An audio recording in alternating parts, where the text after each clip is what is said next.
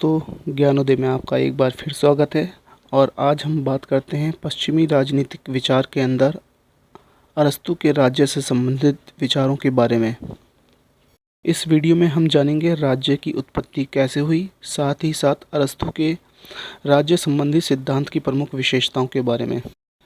अगर आप इस टॉपिक को पढ़ना चाहते हैं तो आप वीडियो की डिस्क्रिप्शन में लिंक पे जाके क्लिक करके पढ़ सकते हैं। तो चलिए शुरू करते हैं। अरस्तू प्राचीन यूनान के एक महान विचारक और दार्शनिक थे। अरस्तू को राजनीतिक विज्ञान का जनक भी माना जाता है। अरस्तू ने यूनान की परिस्थितियों को ध्यान में रखते हुए कई विचार दिए, जिसमें न्याय, नागरिकता और राज्य से संबंधित विचार अधिक महत्वपूर्ण माने जाते हैं।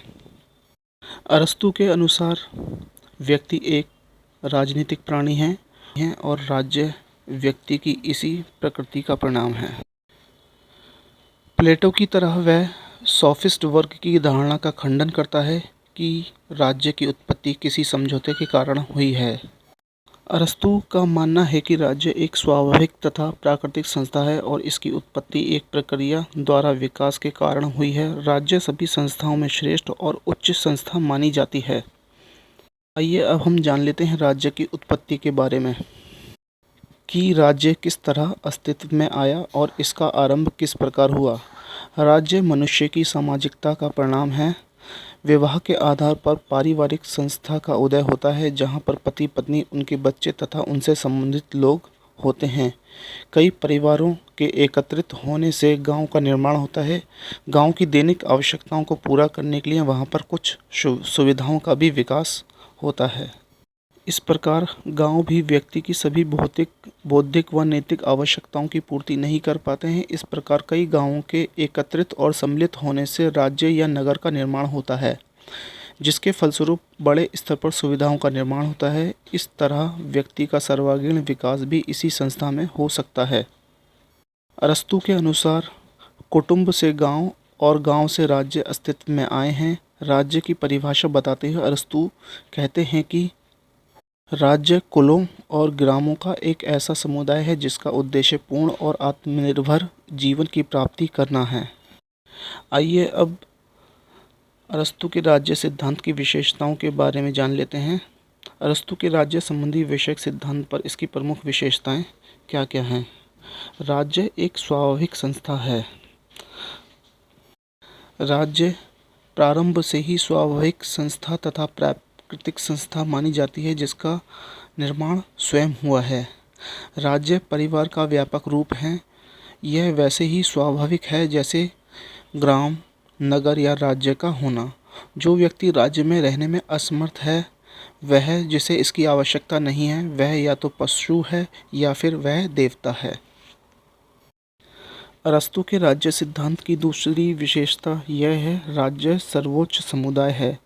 अरस्तू के अनुसार राज्य को समुदायों का समुदाय नहीं बल्कि सर्वोच्च समुदाय माना जाता है, जिसका स्थान सबसे ऊपर होता है। इसके अलावा अन्य सभी समुदायों का अस्तित्व तथा विकास राज्य में ही संभव होता है। इस प्रकार राज्य का उद्देश्य सर्वोच्च इकाइयों की प्राप्ति और उनकी अच्छाइयों को प्राप्त करना माना जाता है। इस तरह से तीसरा है, राज्य व्यक्ति की पूर्वगामी है। अरस्तू ने राज्य को व्यक्ति का पूर्व आगामी बताया है। समय की दृष्टि से देखा जाए तो परिवार सबसे पहले आता है, जबकि प्रकृति की दृष्टि से देखा जाए तो राज्य सर्वप्रथम है। राज्य समग्रता है और व्यक्ति उसका अंग मात्र है। समग्र मतलब इकट्ठा या एकत्रित, जो कि सबसे पहले आता है और राज्य को उसके बाद में माना जाता है। इसी तरह से राज्य की चौथी विशेषता यह है, राज्य का स्वरूप जैविक है।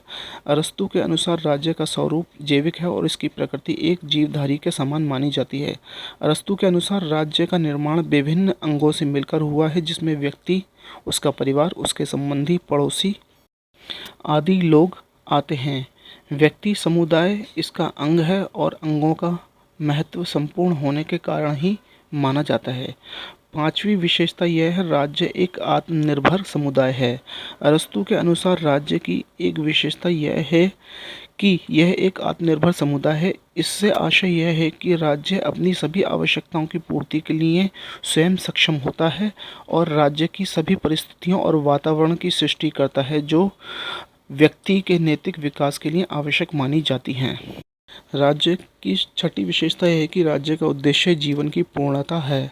अरस्तू के अनुसार राज्य का उद्देश्य जीवन ही नहीं बल्कि एक आदर्श और श्रेष्ठ जीवन की प्राप्ति करना है। अरस्तू के अनुसार राज्य का उद्देश्य अपने सदस्यों का अधिकतम कल्याण करना है। राज्य का कर्तव्य सकारात्मक और रचनात्मक होना जरूरी है। निष्कर्ष के रूप में देखा जाए तो अरस्तू राज्य को एक प्राकृतिक और स्वाभाविक संस्था मानते हैं जिसका उद्देश्य व्यक्ति की भौतिक और नैतिक आवश्यकताओं की पूर्ति करना है। प्लेटो की तरह अरस्तू ने भी राज्य, नगर या सिटी स्टेट को सर्वाधिक श्रेष्ठ राजनीतिक संगठन माना है।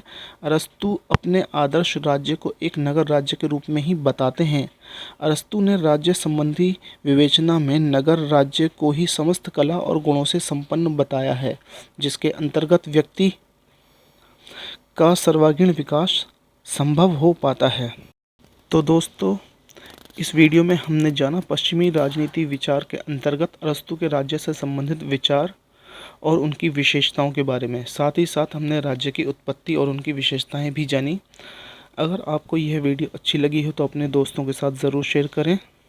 और राजनीति विज्ञान से संबंधित और भी टॉपिक्स पढ़ने के लिए आप हमारी वेबसाइट ज्ञानोदय.com पे भी विज़िट कर सकते हैं। तब तक के लिए धन्यवाद। अरस्तू